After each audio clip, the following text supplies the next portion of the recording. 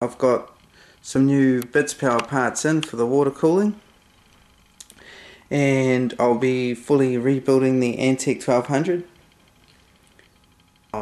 like a hardware store, and I put that tighten like that, and that worked really well. But I thought I would give these a go. These are the new Bitspower fittings that I just got from Performance PCs, and they unscrew like this. Place this on first, and then attach to the tubing like so, and then screw down.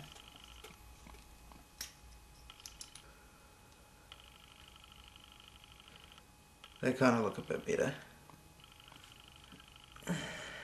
This is the Antec 1200. I've drilled some holes, one here for the fill port. I've also put some edge moulding from Performance PCs on there. I've also done some cable management holes. From this side you can see that I've removed the fans. I've also removed all the hard drive bays. I'll be sleeving all the fans, and I've also painted the I/O shield there, so everything's all black. This is the feser exchanger 240 radiator. And I've just taken it out of the case, and I'm going to put these sleeve fans on it. This is the anti-vibration pad I'm just placing on.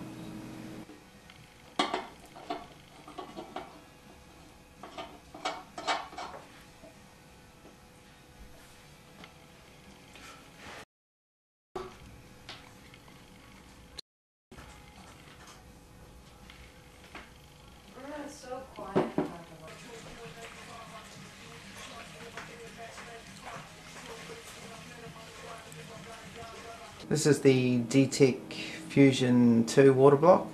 Just removing out the old barbs and replacing them with the new Bitspower fittings. Some of them won't fit on, so I had to use these 45-degree adapters. They look pretty nice on there. And that'll let us add these compression fittings.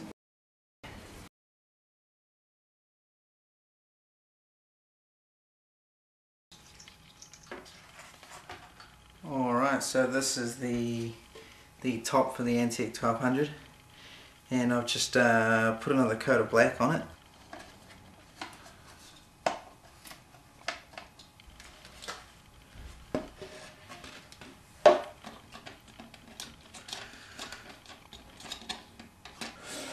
Alright, and that will allow me to use the new Bitspower fitting. That's done. This is the Liang MCP655 pump, and these are the Bitspower mod fittings for that pump. I'm just going to go through the installation quickly. I'm just removing the pins here so we can disassemble the pump.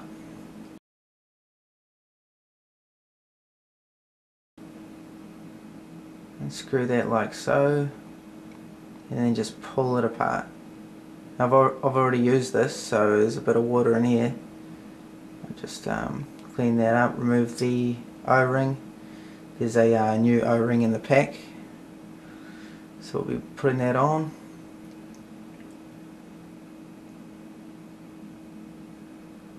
Alright, now that that's done, we can add the top. You just place the top onto the pump.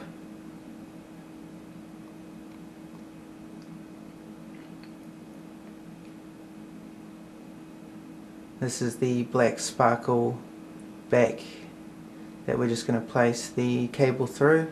There's a few small holes you put that through, and then once you've got that on, just screw it on. Make sure it's nice and tight. Almost done.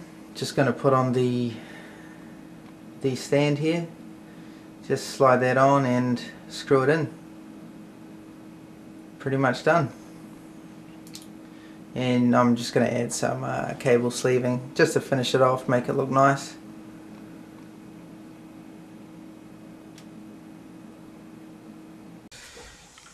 Okay, so here's the pump.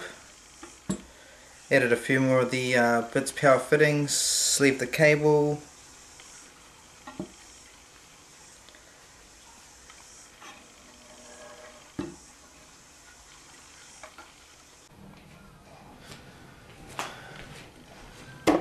Alright, this is how I install the hard drives into the drive bay.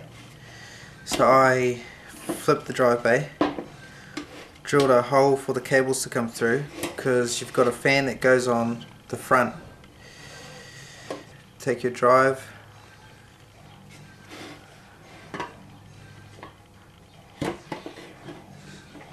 slide it in, and then just pull it back a little bit so you have room for the cable.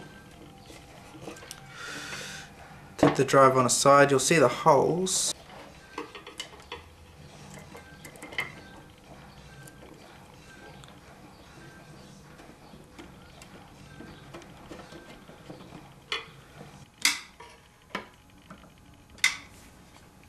Okay, and once you have all the screws in, it'll look like that.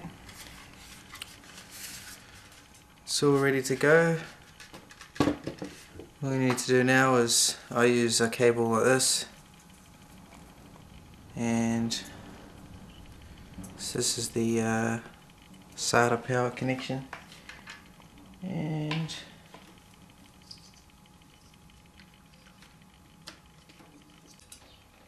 okay, so here's the front hard drive bay.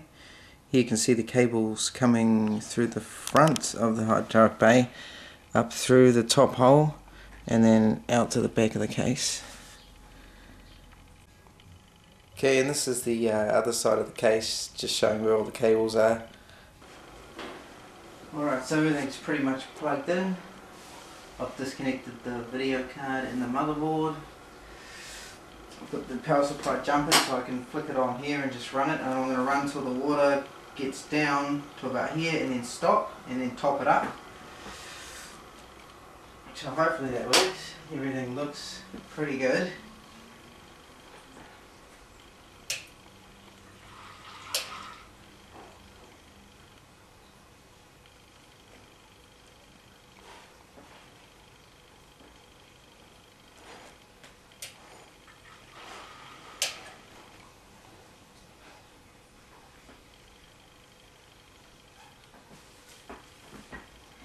Okay, and then when it's dropped, you just top it up.